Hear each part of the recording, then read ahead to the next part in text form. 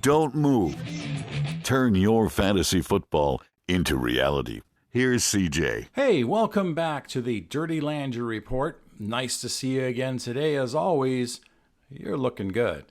This is part 2, the University of Fantasy Football. This is the episode where we talk about Jamaal Williams and some of his older RB friends, how they can help you win your league. So what exactly, before we get into that, what exactly are we expecting from Jamaal this year? The general opinion? Well, everyone's saying, oh, it's going to be a regression. He's playing in a team now. Kamara's the lead back. He's not going to be the guy anymore. Well, he never really was the guy. He became the guy last year. Look at his statistics. That's Jamaal Williams. The first 6 years in the league or first 5 years in the league, look at Jamaal Williams. A safe running back to have on your team. He never let you down. He's always rushing for 30, 40, 50 yards. He catches a couple of balls for another 20 or 30. He's always in that 10-point range as far as running backs are concerned. And every couple of games or every few games, he gets a touchdown. And he's playing behind Aaron Jones and he's playing behind Swift in Detroit. Last year, though, look at last year. Now, which Jamaal Williams do you really think he is? Last year's Jamaal Williams or the first 5 years in the league Jamaal Williams? For me, it's the first 5 years in the league, and last year I'm glad I had him, and I'm seeking him out this year, not because I'm expecting 17 touchdowns from him, but because I want him on my bench in case I need him. Because I know that if he plays, I know what he's capable of. And if he plays, he's going to get me 10 points. And on my bye weeks and injuries and maybe Kamara suspended and so forth, it's a very useful player for me. Now, I'm the guy, though, that I go out and I look for Mel Gordon. I look for Kareem Hunt. I'm looking for Ronald Jones, Jamaal Williams, Latavius Murray. I'm looking for those guys for my bench because I want to win. Now, I'm not saying that those are my starters, but I learned a long time ago by having those guys on the bench, the rule of thumb is very simple. If they play, they score points. Now, here's what you need to write down. When you set your lineup, you want your quarterback to get you 20 points.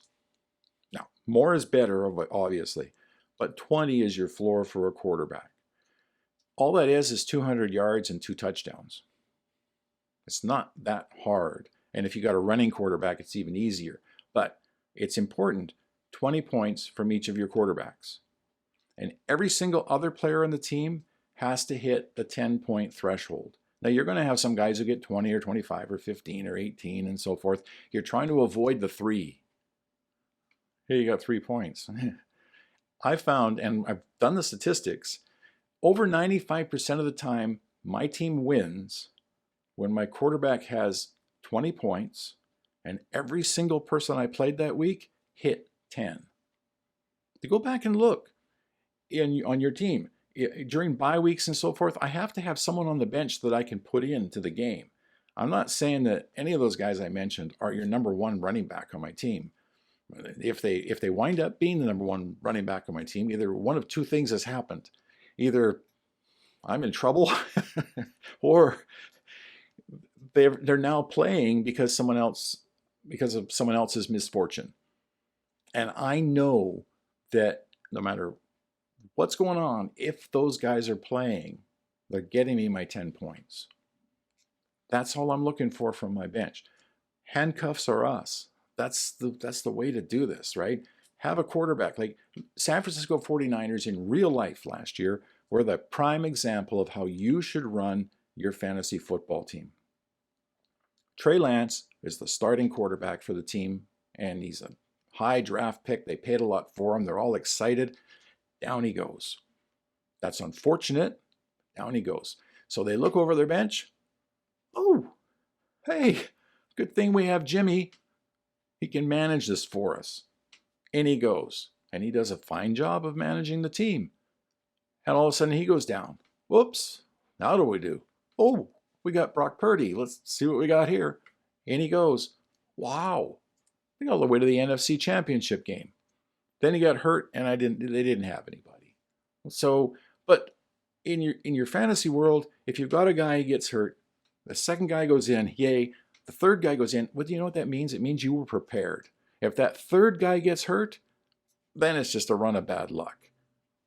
But as long as you've got the guy to step in, you can be the San Francisco 49ers. You can get to your league championship game by using guys like Gordon and Hunt and Rojo and Jimmy.